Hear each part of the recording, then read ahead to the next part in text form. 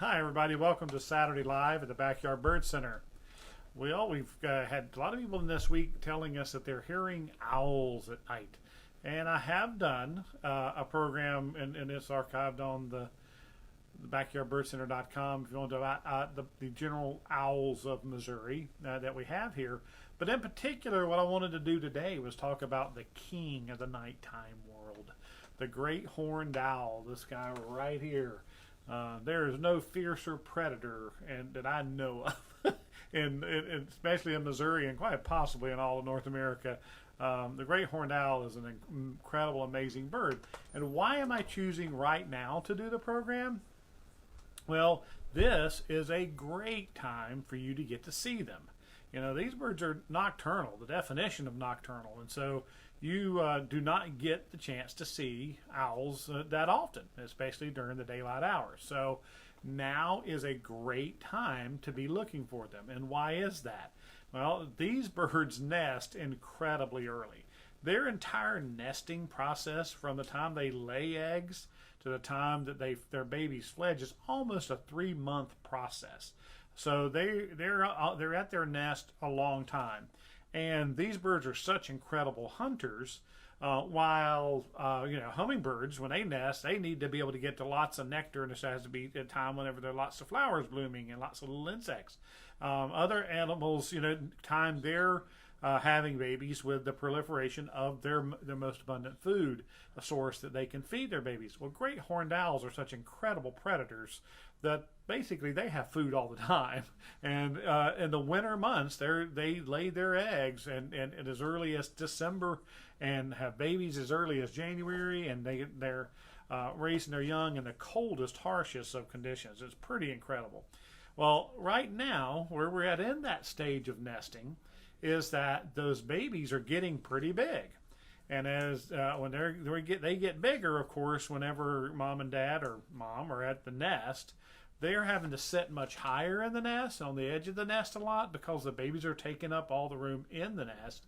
And so when you are riding around now with the leaves off the trees and you see a big stick nest on the side of the road, if you give it another look, and I don't want you to run off the road or anything, but if you give it a second look, quite often you'll see the silhouette of a head, and sometimes they have these tufts up in the air, and you found a great horned owl nest. Great horned owls are not builders of their own nests. They tend to take over old red-tailed hawk nests and nest in there, but they'll nest in a variety of different ways. I want to show you a couple of pictures here.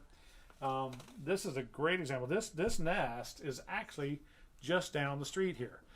This is on Platte Purchase Road near the elementary school that between 152 and Berry Road.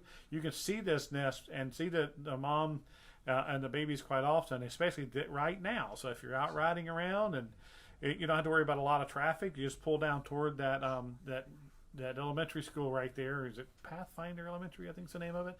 And you can see the nest, and you can see her. Well, there are two tufts, which of course are not her ears; they're tufts for looks, sticking up there. And a lot of times you'll see the white babies, the owlets, pop their heads up and look around and everything. So good pair of binoculars, you can really see that nest really well. They'll also nest in if a tree cavity is big enough. This nest is a few years old. It was over at Penguin Park, and there was a tree in which a big limb had broken off and created a nice big hole cavity in the tree, and the great horned owls nested down in that. So they're an incredibly adaptive animals. These birds nest from the edge of the Arctic Circle to the rainforest in Central and South America, at least Central America. And so they're incredibly varied in color.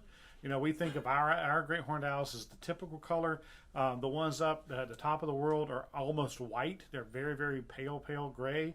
The ones out west in the rainforest areas are very sooty, dark brown, dark gray birds. I've seen them in the desert Southwest that were quite pale as well. So it's an incredibly adaptive animal and a very impressive predators. They'll eat things many times their size.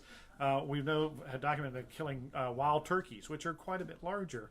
and they eat skunks, which is and that in itself is pretty amazing. But the great horned owl is an incredibly entertaining bird, and one that you don't want to leave your small dogs and cats outside at night, because they do pose a threat. The one good thing about when it comes to this predator is that they haven't become super common in urban areas, which is good. Things like screech owls find their refuge a lot of times in the urban areas where this guy hasn't taken up very much residence yet. So they like scattered trees, mixed forest, open areas, good, like I said, varied habitat.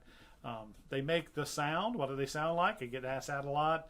They are the proverbial hoot owl, and that is that whoo, whoo, whoo, deep, throaty sound. A lot of times you hear it 3 or 4 o'clock in the morning. We call it, a lot of the owls we call 4 o'clock birds. Let's see, two more pictures. Here's a young the great horned owl who has left the nest and is out on a limb, getting bigger. He's losing that white downy look to him. You can still see the scruffle look there, but he's getting a lot of his adult feathers now, in his flight feathers. So another look that you'll see here pretty soon. This will be more in another month or so before we start to see this look. So get out and look around. And one word of caution, that some of the red-tailed hawks have residence in them now too. They're starting their nesting process. So just because you see the little head above the nest, that doesn't mean necessarily it's a great horn. If you can pull off safely and get a good look, you may find a red-tailed hawk already in the nesting process as well. But like I said, we know the one down here and just down the street has young in it now. There's a red-tailed hawk nest right off of Green Hills Road in that area that's off the road. You can see if you're observant right there. So, and there are a lot around. A lot of parks have them along roads. And when the leaves are off, this is a great time to look for them. So, thanks for the idea for the program, the great horned owl, the king of the nighttime world. Send in ideas for future programs. Give them a like, give them a share. Until then, come by and let's talk birds.